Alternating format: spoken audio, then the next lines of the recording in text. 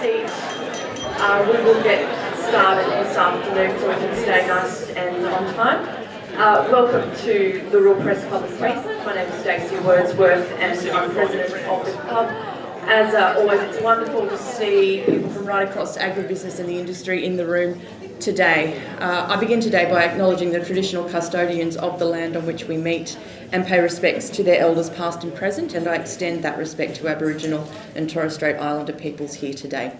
We're back at Tats. It's been quite a while. The Tats has been undergoing some renovations, so we're very happy to be back in I guess what's become a bit of a home base for us over recent years. So Tats, thanks for having us back. We're happy to be here. And in other exciting news, as you may recall, we've mentioned this a couple of times this year, the Royal Press Club celebrates its 50th anniversary in 2022. And I can let you know today that we'll be celebrating this extremely special milestone at a long lunch style event on Friday the 15th of July. Now that one will be at City Hall because we're expecting quite large numbers. We have a very special guest speaker booked, but I won't reveal who that is just yet. But please mark the 15th of July, that's a Friday, in your diary. Now to today's address. Sustainability is a word you can't really get away from in agriculture these days, or in the corporate world for that matter. There's enormous focus on farming supply chains in this sphere, from policy on vegetation management, animal welfare, water and soil health, carbon, greenhouse gas emissions, chemicals, fertilisers. There's a long list of things that certainly come under much scrutiny within the industry. In 2017, the Australian Beef Sustainability Framework was created to measure the sustainability performance of the beef industry, to see what's been going well, identify opportunities for improvement, and to provide a transparent and credible tool to more meaningfully communicate the work being undertaken by producers and the supply chain to deliver beef to the world. Today, we welcome Chair of the Australian Beef Sustainability Framework Sustainability Steering Group, it's a very long title, Mr. Mark Davie, who says he was driven to become involved in the sustainability discussion when he recognised a very clear dichotomy between what he was seeing on his farm in central Queensland and the way that the beef industry was being spoken about globally. Mark's a firm believer that agriculture will play a critical role in addressing climate issues while at the same time feeding the world. Welcome to you, Mark. Thanks for making the trip down from Yeppoon. Mark has a table of family and friends, I believe, from CQ here as well. Welcome. And I also welcome the entire ABSF Sustainability Steering Group who've joined us for lunch today. Great to have you along.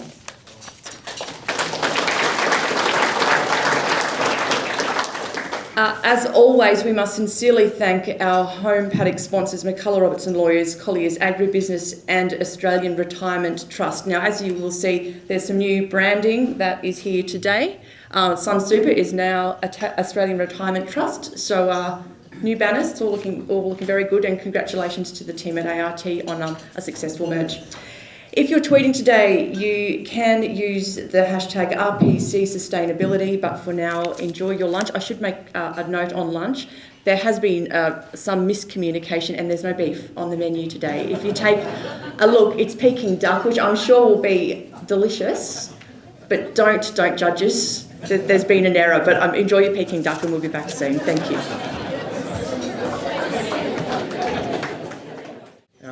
Mark's, of course, the chair of the Australian Beef Sustainability Network. And as a bit of background, Mark's from Yeppoon, where they have Green Lake Station. And many people have probably heard of the Keppel Brands foods. So if you've enjoyed a Dagwood dog or a crumb sausage, Mark's probably responsible.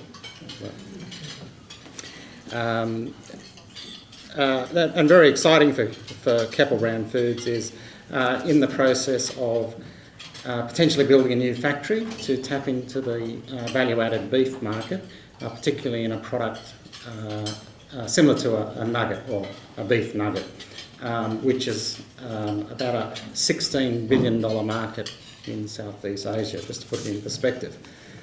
Mark's also a director of AgForce Cattle, and he came to the Australian Beef Sustainability Network late last year. So today we're very keen to hear from Mark what's at stake, the mechanisms to strengthen industry, the value of transparency and solutions for industry in this great carbon debate. Thank you, Mark. Welcome to the stage.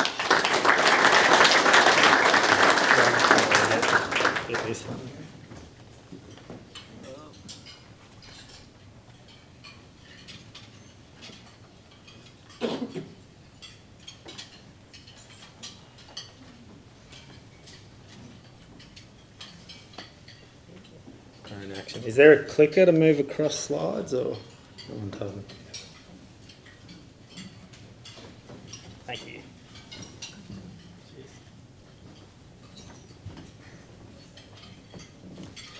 G'day. So my name is Mark Davie, and I'm the chair of the Australian Beef Sustainability Framework.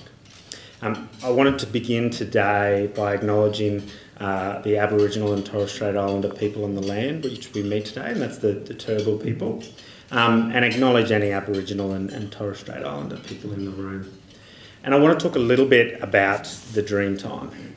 So in the beginning, Aboriginal people believed that law came from creative ancestral beings. So it didn't come from parliaments, it came from tradition. And the creative ancestral beings created the landscape we see today: the sky, the sea, the land, the rivers and the tributaries. And they then put the people, the animals and the plants in that landscape, and they defined the boundaries in which those people would occupy and determine how those people should care for that land through use and ceremony so that it could be preserved for and passed on into future generations. And this, for me, is sustainability.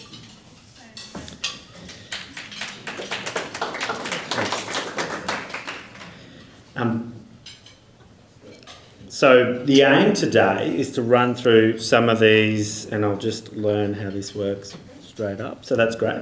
The why of the ABSF, why we undertake the work we do, and the other thing we want to look at is what are some of the current global sustainability initiatives that are bearing down on us, and also look at how we can define the challenges that are currently coming towards us. And the big ones are carbon neutral and carbon offsets, deforestation, and feeding the world, which is a really important challenge we need to meet. And I want to compare our response to carbon neutral 2030 as opposed to what we've been doing currently around the area of deforestation. Because the beef industry has got sustainability targets bearing down on us. These are targets around carbon neutral. These are targets around deforestation, particularly in the current initiatives. And the most pressing priority is not just to meet whatever target is put in front of us. The more pressing timeline is the timeline we have to drive our own narrative and reinforce it with scientific evidence-based solutions. Because we are situated, unlike many other industries, with an opportunity to feed the world, but also drive solutions to some of the current global challenges. Why am I here? So the ancient Greeks used to think about things very deeply. It'd actually be good if they were still around to look at some of our global challenges. And one of these things they looked at is happiness. And they've got about 4 or 5 terms for happiness. And one of those is eudaimonia, which means a deep, abiding fulfilment, a quiet happiness. And that is how I felt on farm producing beef. And it was completely opposed to the narrative that I was being told around our industry in the broader community. So it's obviously not targeted at the rural press. And so our best way to respond to that is to be transparent and to be open. And the ABSF is a meaningful way that we're able to fulfil that and engage with our stakeholders. We've got... So this is how the ABSF defines sustainability. So production of beef in a manner that is socially, environmentally and economically responsible. We do this through the care of our natural resources, people, community, health and welfare of our animals, and we drive for continuous improvement. It's hard for me to remember that statement because it is so broad and all-encapsulating, but really it is about allowing people to feel good about eating beef because they bloody well should. And they should feel eudaimonia when they tuck into their steak because we are a solution and we are a way that some of these problems can be solved. So why do we do the work we do? We need to provide consumers, customers and interested stakeholders with a snapshot of our performance across sustainability. We want to maintain continued access to our markets and we want access to new markets. And this is going to be critically important if we're going to achieve the goals of the Red Meat 2030 plan of doubling the value of our industry. More and more we're having to respond to inquiries around negotiating trade agreements, particularly in the areas of environment and welfare. And that's because sustainability is a non-tariff trade barrier and the Europeans are absolutely incredible at making these up. And one of those, particularly at the moment with the current negotiation, is around animal welfare. And of course, they're going to want to define what is best welfare practice with what they do, which is an intensive, highly monitored system. But we produce beef differently in Australia. And I believe that freedom is a benefit to welfare. So it's just on us to try and measure and present evidence of that. Because nobody in here decides to live in a nursing home so they can be heavily monitored. Companies are increasingly being required to report on more than just the economic for access to capital. And that's becoming a bigger and bigger priority. We also need to build more trust with our stakeholders. We need to ensure that we stay in the lead the journey of producing sustainable beef and are world leaders, because that's critically important. We also want to minimise regulation. Governments aren't great at making regulation. We need to talk to our customers. We need to be ahead of the regulatory curve. We need to understand our problems and we need to present solutions that solve them in a way that is also productive to industry. I'm someone that knows a little bit about crumbing and battering and value adding, and really I think what the ABSF does is it value adds our industry by actually trying to map, define and start that journey of why Australia beef is world leading in sustainability.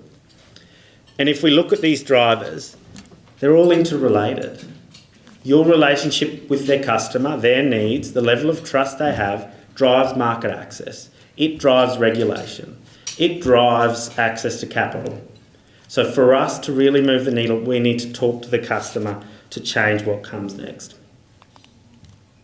These are the goals, these are the values of the ABSF. So really these are our special sauce. And I know Prue Bonfield's in the room today, so she probably had a fair bit to do with these. Transparency, inclusivity, credibility, practicality and relevance. We want to invite everybody into the room.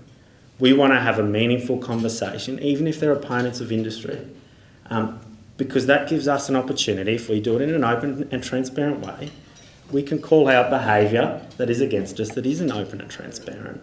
It's not about just accepting everyone else's position. But you've also got one opportunity to be open and transparent. You can't act any differently, otherwise you'll lose the argument. Is the customer always right? We accept the broad range of perceptions and values of our customers, but our response isn't necessarily just to do immediately what they ask. We've got to engage, we've got to demonstrate, and we've got to increase transparency. Because the customer is not always right in how we produce beef. The customer's need is right, the customer's perception is right, but they don't know what we don't tell them and we don't measure about our production system. As an example, we had one of the major supermarkets in an interview with us ask what it is producers are doing on farm for renewable energy. Now, we don't run a lot of cables across our farms, and I don't think many producers do, to run electricity. We've been leaders in renewable energy for about 150 years. And that's not on the stakeholders' understanding. That's on industry. Because we haven't informed them about something that's important to them. We haven't given them that understanding.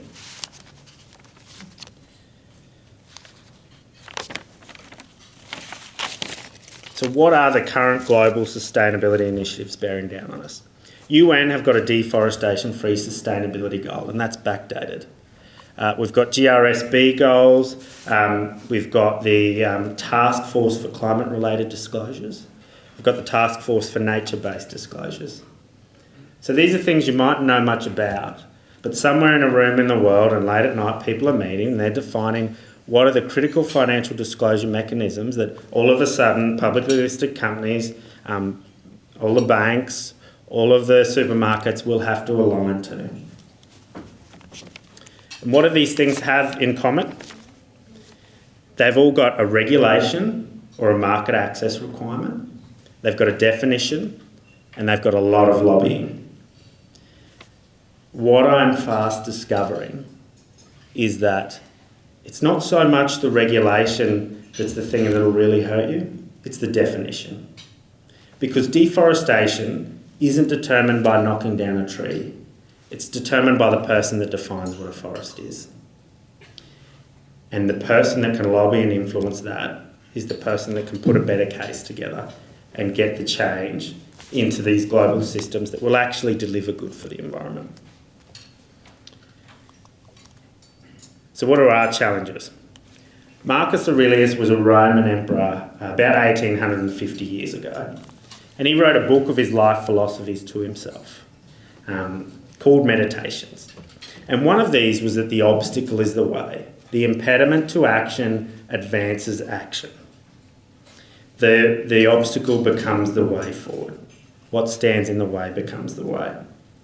That's why we can't ignore these challenges.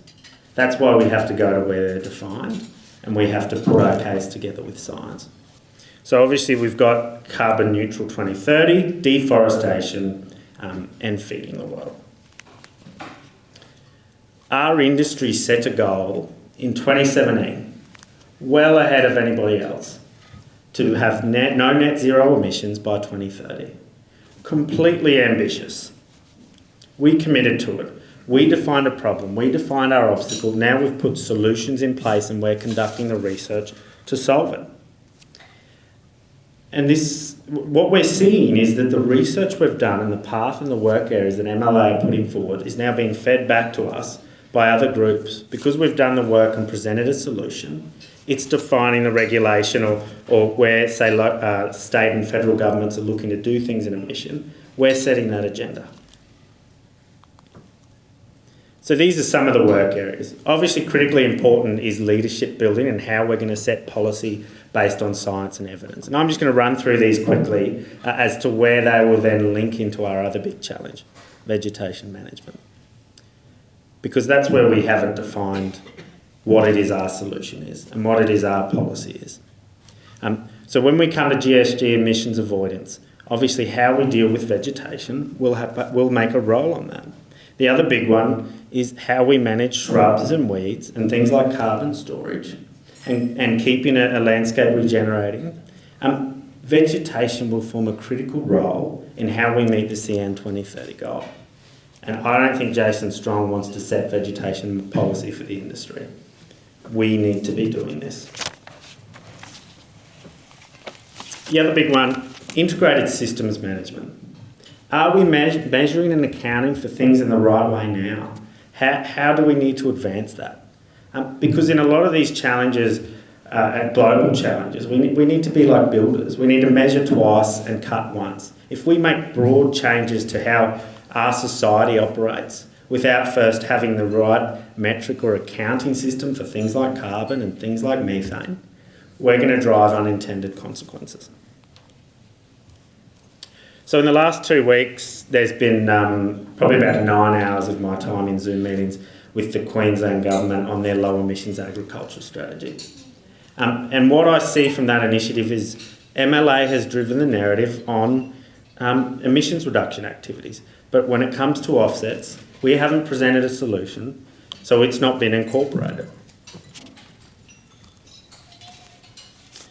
If we take global problems and we put them in a box, like managing carbon, it will have unintended consequences of being a threat to production. We are in a battle against the marginal cost of abatement, whereby locking up a block in Western Queensland with no carbon management obligations, no cattle on it, is the cheapest form of offsetting. we need regulations in place that value industries to inset over offsetting. Because really, meeting our carbon targets has the potential to be the next form of colonialism. There were countries in Europe that were planning on offsetting 15% of their emissions in African countries. And where this really bites is where we've got to put food on the table. We also need to be careful about where we're using offsets within our own industry and conscious of the relationship. Offsetting a premium beef product in one part of the country with pulling production out of another part of the country isn't the good we're trying to do for humanity. There would be some far more threatened species around the country than mulga in Western Queensland. And I urge the value chain to come to the framework to understand some of these issues. Because beef producers and farmers have high levels of trust. I don't think there's been any societal testing on the levels of trust in carbon aggregators yet. We're seeing some new industries created around carbon, and their drivers are not necessarily going to align to our own, and we need to be conscious of that. And we've got very large, politically strong groups like the oil and gas industry that will try to drive accounting methods and drive offsetting to a way that best suits their industries. And we've got to be willing to stand up and put forward with science why that's not the solution. Because we're seeing corporate pathways to carbon neutrality come up now. And the challenge is you can produce biomass off of cropping land to offset, your plains at the moment. But when it comes to feeding the world and hunger, everyone in the developed world still gets fed. The people that don't get fed are at the back of the line where we've pulled resources and the supply chain's moved up. Contrary to popular belief, Bono and Bob Geldof did not solve world hunger in 1984 with the song Feed the World, Let Them Know It's Christmas Time.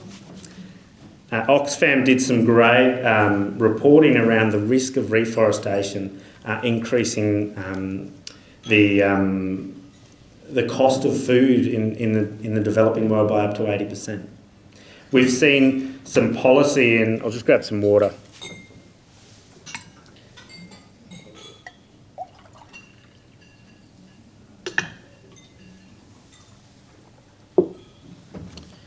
There's been some policy setting in Sri Lanka where their government decided, great idea, thought bubble policy, let's become the organic production hub of the world. 6 months later, they're in a crisis. Their yields are decimated, they've had to buy $600 million worth of rice, and people are dying in the street. At the same time, we're seeing the EU look at moving 1 million sheep and cattle from the north of Ireland to meet their climate policy commitments. Is this where we are at as a humanity? That people are missing out on food in the world and we're paying producers to stop making the most nutritious food in the world and the most nutritious form of food available. We've got to do the science. We've got to commit to the hard solutions. Maybe the answers won't be immediately available, but if you just give in to zealots at stage one, there's going to be some consequences down the road. Single biggest threat to our carbon goals. It's never mentioned in any of the meetings I take on carbon emissions with external stakeholders. It's fire, a carbon bomb. And that's a term used to describe Queensland deforestation.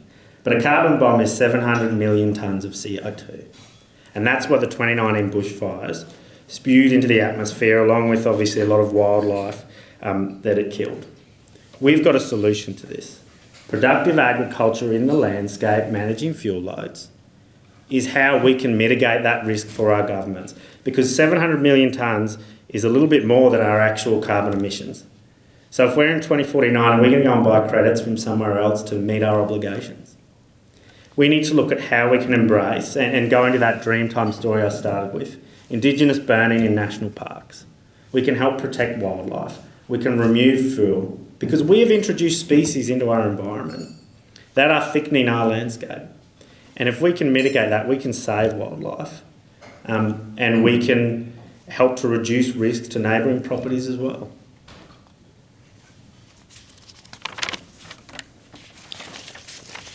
So if a cow is grazing in a forest and no one is there to see it, does it exist?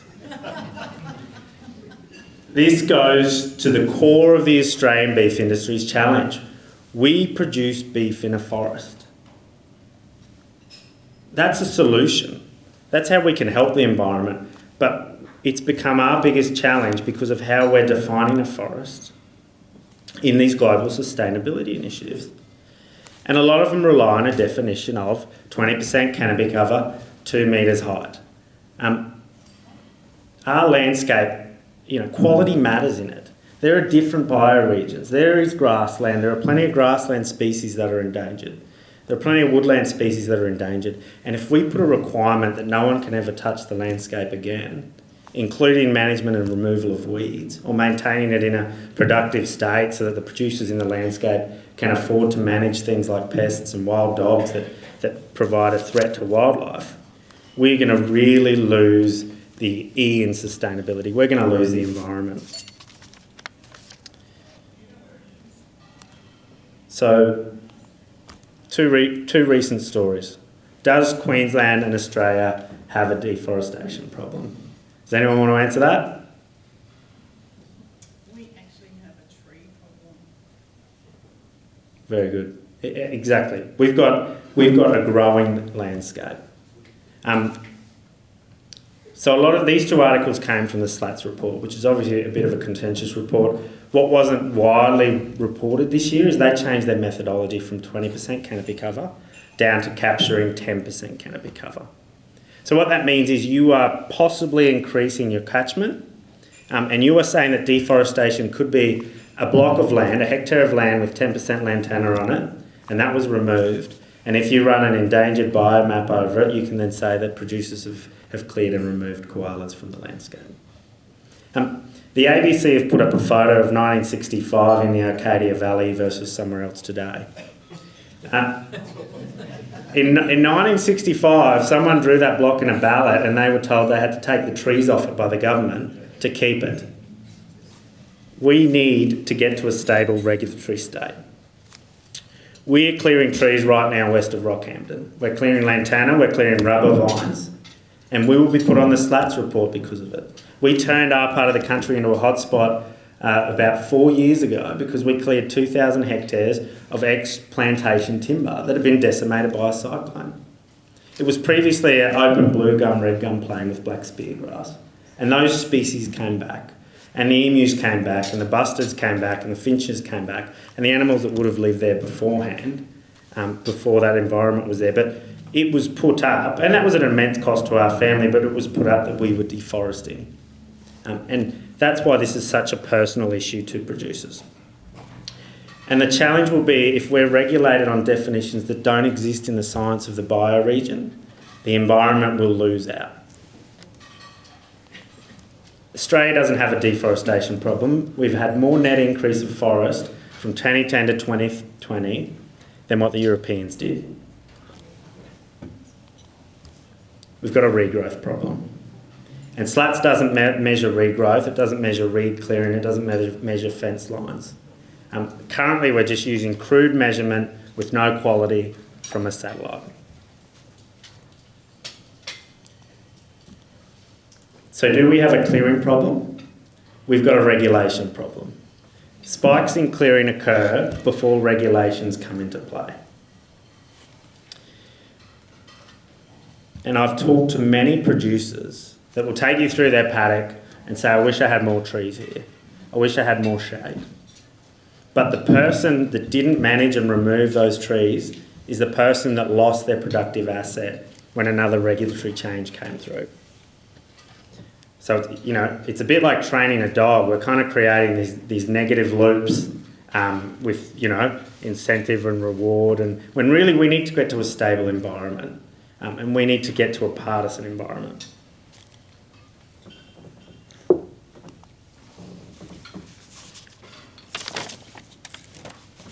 So we need to define and measure our vegetation management practice. And the industry needs to create a CN 2030-like vegetation management policy initiative. The processors don't want to do it. It's got to come from industry. Regulation has failed us again and again. We need to get ahead of the issue and we need to be brave. We need to put forward something like, if producers want to take their category X and they elect to do a 40% canopy cover in an actively managed state. And that's the big thing, acceptance that we have to undertake active management. Because we do, European settlement happened. We impacted our environment.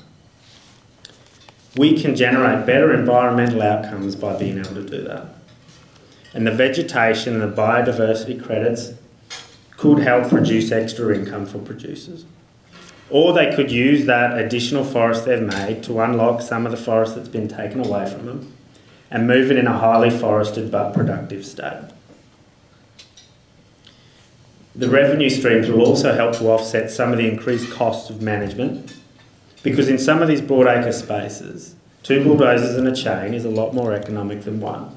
But we've got an opportunity now with ecosystem services to make that a better, more economic solution.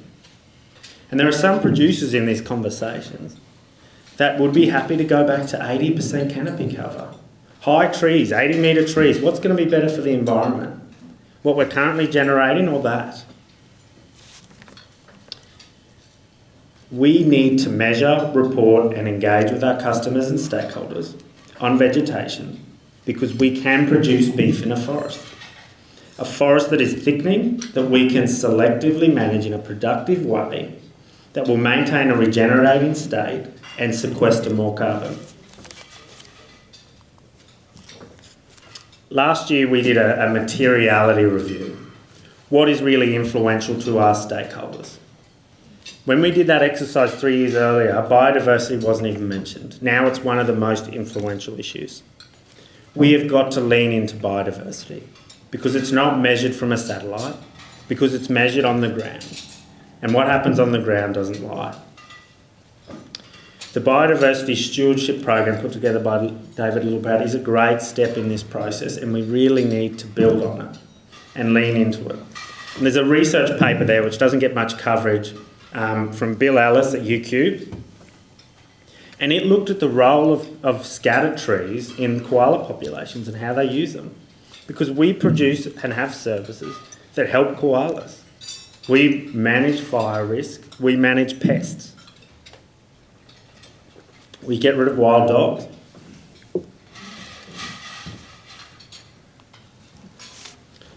So last slide, guys. We need to communicate this strategy and we need to lobby. When we sit down at a table with the EU, how many lobbyists sit on the other side of that table? Eva? What's that? A lot. Yeah. A lot.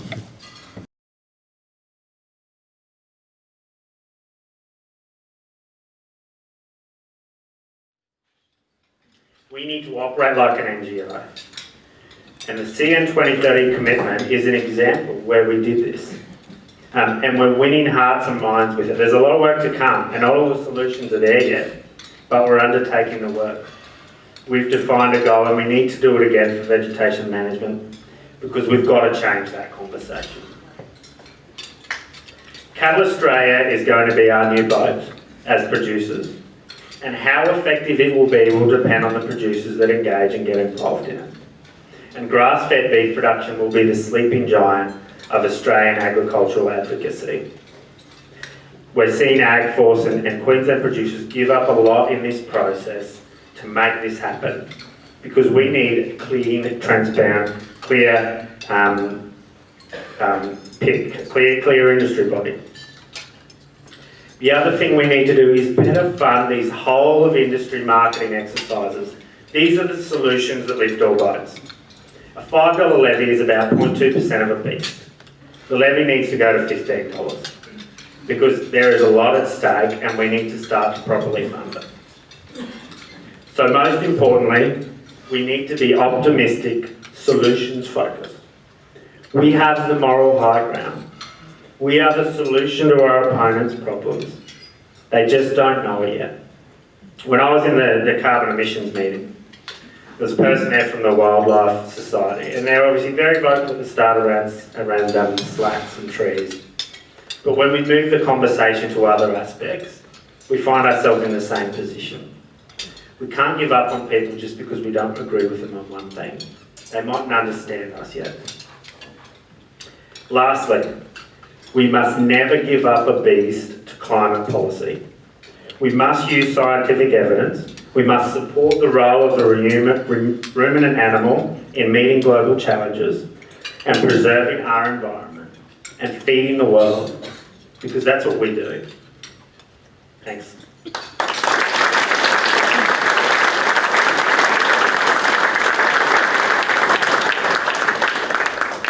for some questions for Mark. If you can pop your hand up and say whether or Rachel has a microphone, Natasha has one as well.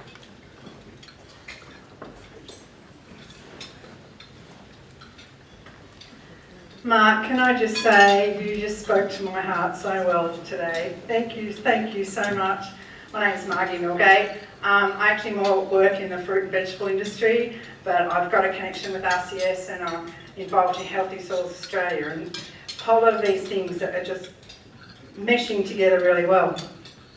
I just want to let you know that last week was Earth Day, last Friday. I don't know if anyone knows that, but last Friday was Earth Day. And the Queensland Trust for Nature had a nice little gathering of people down at the Brisbane City Council Hall with our Queensland Chief Scientist. Our Queensland Chief Scientist is a guy called Hugh Possingham, and he was one of my lecturers when I went to UQ doing a Master's in Environmental Management. His prediction was that by 2030, most corporations in the world, and he was naming some of the universities that are starting this work, are going to be either biodiversity positive or least neutral. The other thing that I think is really interesting to think about too, so I'd like you to sort of think about that. The other one is that I work more in the fruit and vegetable industry, and they also have now a sustainability framework. I'm just wondering how well everyone's working together, because there's a lot of farmers out there that grow some fruit and vegetable crops that also have cattle. So we need to be all talking the same language, getting our definitions right. But I love everything you said there, Mark, and just hope you can comment on the biodiversity thing and also linking with other frameworks that are out there. Wonderful, thank you. No, it is critically important. I mean, I think a lot of the frameworks now at Farm Institute's doing a project to try and look at where the alignment is across different frameworks. But I think, and you know, I'm sure there's plenty of things growing at UQ, so it's probably very biodiverse. But yeah, I think that's our challenge. People don't understand what we do involves nature in such a way, and they don't understand what came before and how much we've probably changed our environment. When you go back, the Australian government had some reports around, you know, Captain Cook travelling up the country and documenting how there wasn't any undergrowth underneath the trees. And we've kind of changed and altered that state, and there are species that are kind of losing out in that. There's a glider that relies on its ability to glide distance to get away from owls, and we've thickened up its landscape. You know, the koalas that Indigenous people took out that fire risk and used that to help species come forward, and in that process they did eliminate some species 60,000 years ago. But when we look at the devastation of things like the 2019 bushfires, biodiversity was where that really would have had the biggest impact, and where we've really got to look at how we can protect more species, but also produce beef and keep people on the landscape. Our governments don't really want to manage land. I found out today that WWF sold a block up the top of the Brisbane Valley, so they don't want to manage land. We will manage land. And we and the horde industry and all those other farmers need to just do it in the right way and document those processes of how we're doing the good we're doing. We had a heavily, I guess, regenerated floodplain covered in paper bark. We helped to clear that environment. We helped to remove some wild dogs, so about 200 wild dogs off of a hill. And we saw a black swan population absolutely burgeon from two animals, because these birds want to live in a wetland where they can see their predators. We need to think about what came before us and how we can enable that.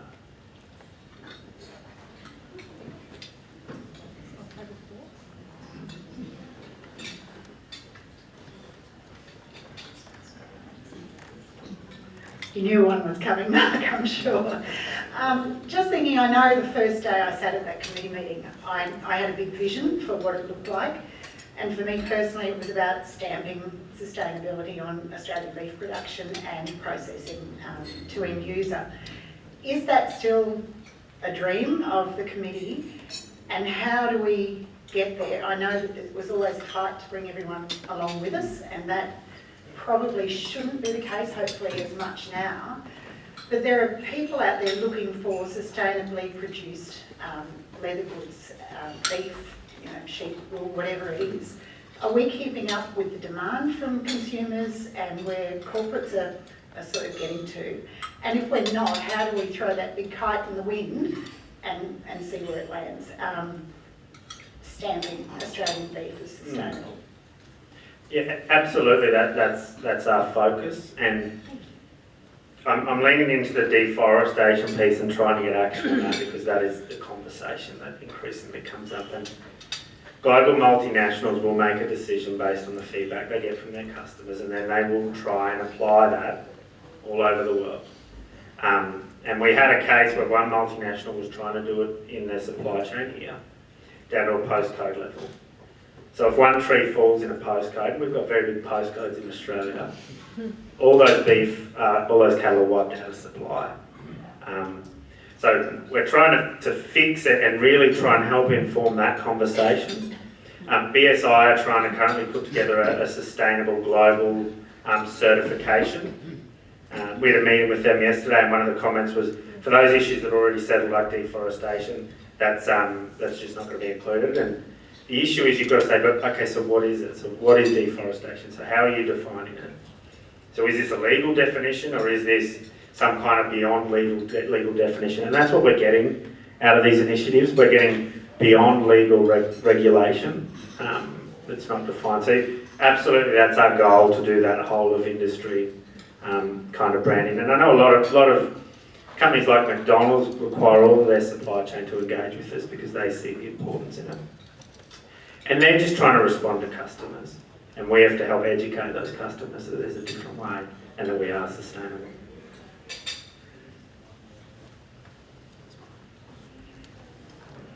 Mark, Don Taylor, thank you for your very informative speech. Would you like to comment on the concept of, we talk about carbon storage, but I think in agriculture actually carbon cycling is way more important that we don't talk about. Would you like to comment on that? Yeah, absolutely. We cannot let regulation or carbon markets break up the biogenic carbon cycle because they try to. If you read a report the Grattan Institute put out before COP26, you kind of get an understanding of who funds the Grattan Institute. We have to lean into these complex biological systems because they're going to provide the solutions to these challenges. And it'll come down to that accounting. Like methane, if we keep the herd in a steady state, will stay in a steady state because we're cycling it. The challenge is we're being pushed to account for things in a way that suits the people that aren't cycling, that are emitting fossil fuels. Does that help, Don? I guess the story I see is that agriculture is the only industry that actually takes carbon dioxide from the atmosphere every day and turns it into something useful. Yeah. And that's grass, and the more productive we make that cycle, the more carbon dioxide we cycle. Some of that grass goes into carbon that goes into animals or coming off it, but all that carbon goes into the roots, stored in the ground. So there's a continuous system of taking from the air. Yeah. No other industry does it. We do every day. We've got to sell it. If the plant-based manufactured meat industry could give up having to centrifuge and add acid to agricultural products to gradually bring out protein, and they instead designed a four-stomach system that took cellulose and produced protein, its byproducts were methane and things that then broke down and it used to sequester back into an organic system, and it moved around and it did this as you wanted it to. I mean, they'd be hailed as true innovators, but because we're relying on a natural system that's already there and is absolutely incredible, we're not seen as a solution.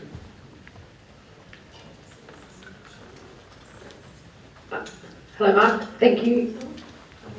Okay. My name's Jessie Roberts. Sorry. My name's Jessie. It's great to be here. Thank you, Mark, for all your words. It's very insightful, and I can see the vision, not only the vision, but the strategy emerging. And I can see there'll be lots of great things coming forward. I hear lots of talk superseding sustainability around the term regenerative. And I wonder if you've thought around whether that branding moves towards the framework of regenerative rather than sustainability, or is that not so much coming up with the industry at the moment? No, it's huge. So the conversations are really moving on, and when I sat in that carbon neutral thing with the government, I just said, this has moved on 5 years. Like, everyone else is talking about other things, and this should be part of that. Processes are seen in a market like California. Everyone wants regenerative, and everyone has a different definition of what it is.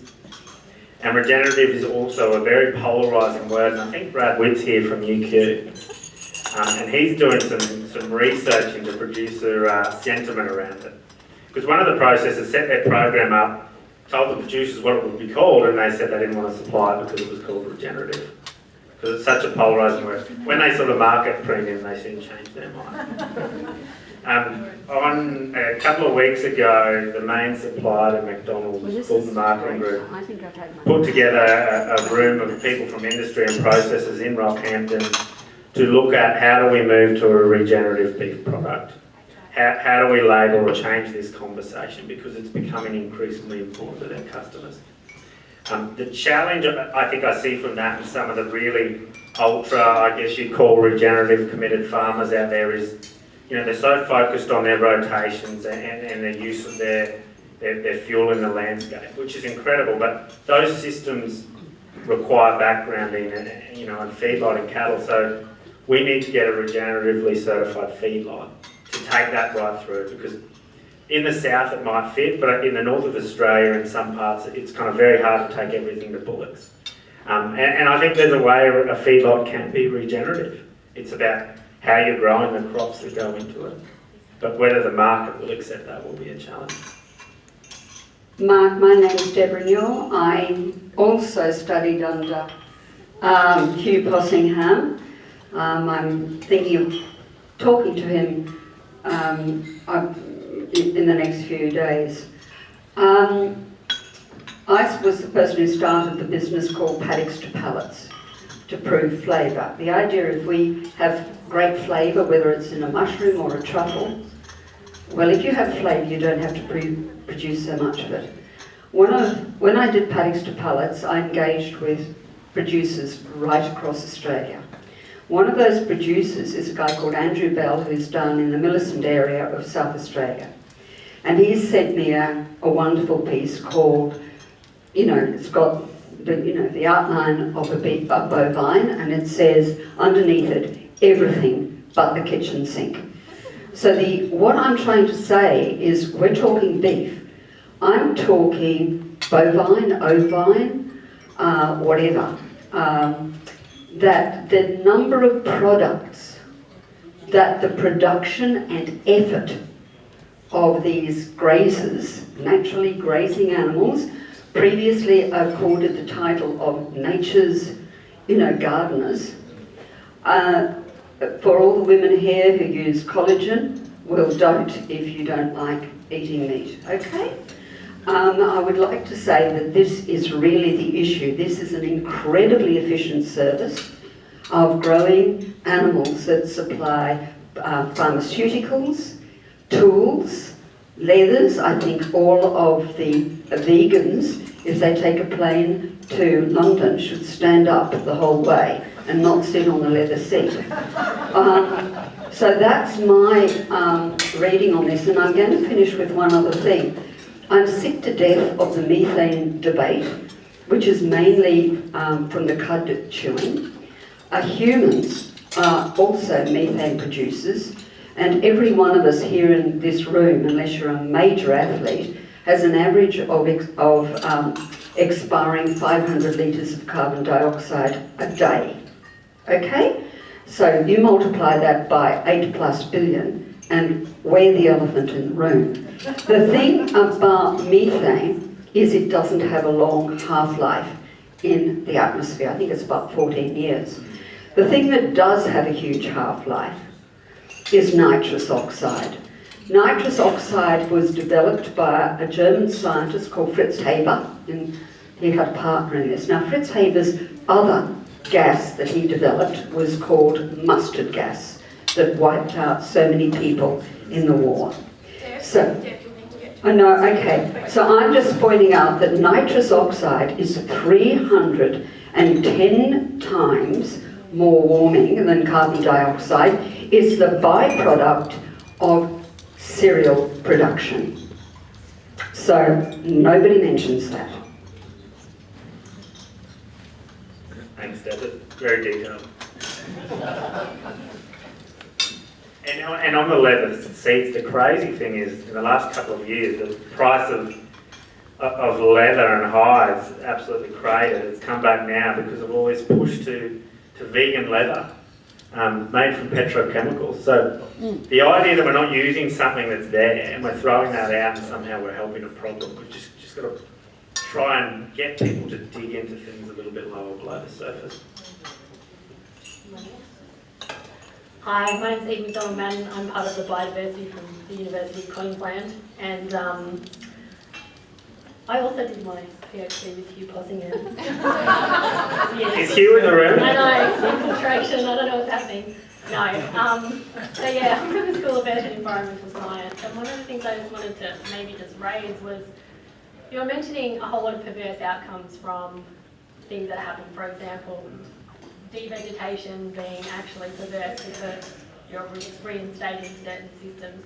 And to me that kind of reeks of a not quite, and it's not the beef industry, I'm saying bigger picture, not quite measuring actually what we want, what we fundamentally care about. If we fundamentally care about biodiversity, we should be contemplating biodiversity, and that might change the way in which you manage. So it's kind of getting those measures, they're measures of them, but they're not necessarily directly linked to what we actually care about. And probably having some communication around what in kind of, I work on trade-offs and optimisation, taking it from what we would say is a means objective to something to what we fundamentally care about. If that relationship isn't good, then your outcomes will be perverse, or could be. So and verification is going to be so important, and yeah. obviously we'll have to resource it because it will be on the ground. University of Melbourne has just now, like in the next few weeks, produced species distribution models for all of the species in Australia, and I think that having something like that will be quite unique in terms of thinking about what was, what could be there, and what we're losing, and deforestation is aside maybe to that. Definitely.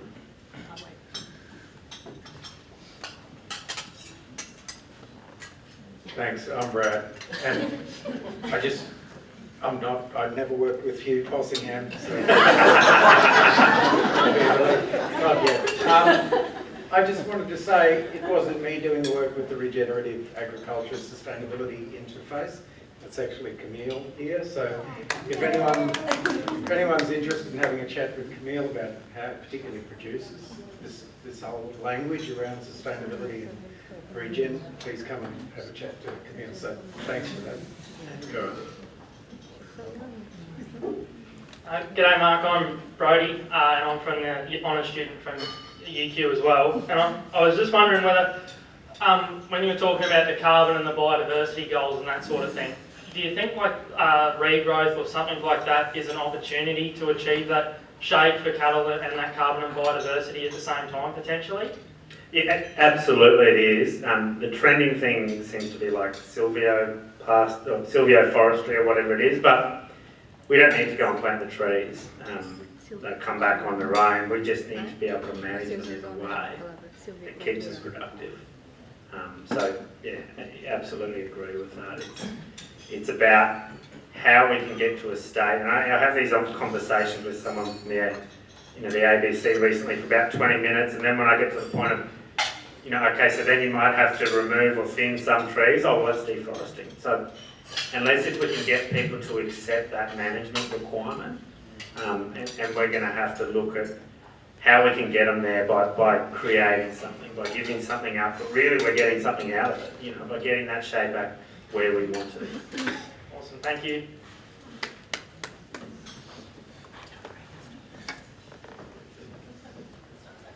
Very good.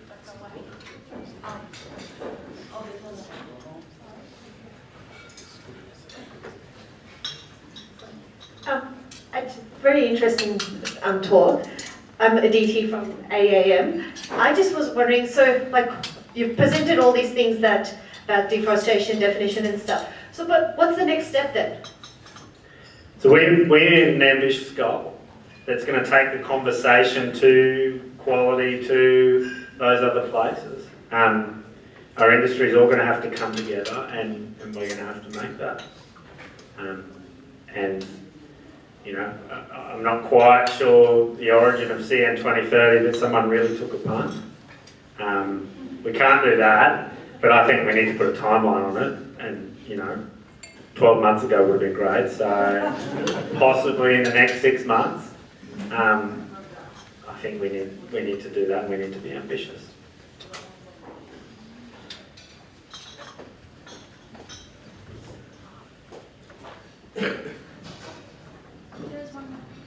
We have one more question, is that okay? Yeah. Sorry, that's me.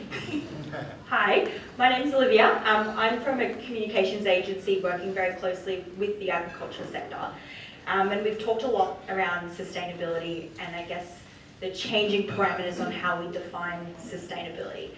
What do you think as an industry we can do to communicate that to all levels of government, industry, but then also to consumers as well? I think we need more funding, particularly for the framework. I think managing 52% of Australia's landscape is our opportunity, but measuring these things across that is our challenge. And it's not a huge amount of funding, but we need to commit to getting reliable data points, because we can build our messaging, but it's got to be backed up by that.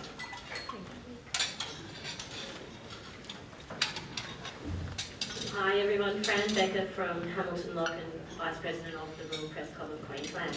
And I didn't work under Hugh Cossington either. Must be, it's Queensland.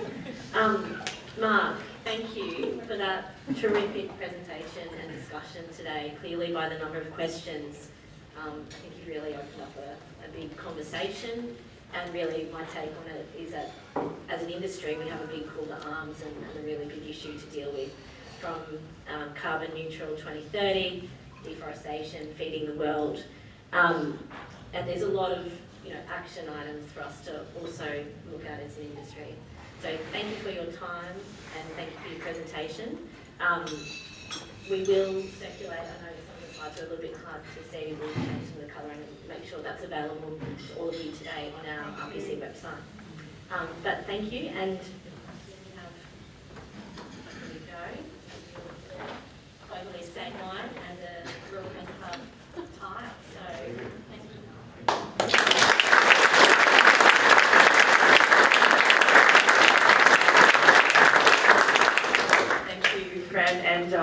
And thanks again, Mark, for making time to be here today. That's been great. As Fran said, when you have that many questions, you know that it's been a cracking presentation.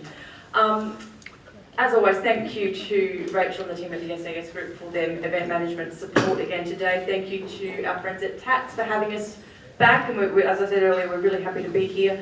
Thank you to our sponsors, McCullough Robertson Lawyers, Australian Retirement Trust, and Colliers Agribusiness. We couldn't run events like these without the support of those dear friends of ours. And thank you to everyone who's come out today. I know April can be a really tricky month with all of the public holidays and school holidays and busyness, so we really appreciate you being here on this Friday afternoon. As I said, keep an eye out. We'll be sending out a date claimer for our 50th anniversary event soon, and we'll have an invite out for our May event over the next couple of weeks as well. But for now, as we always say, we'll see you again next time at the Rural Press Club. Thank you.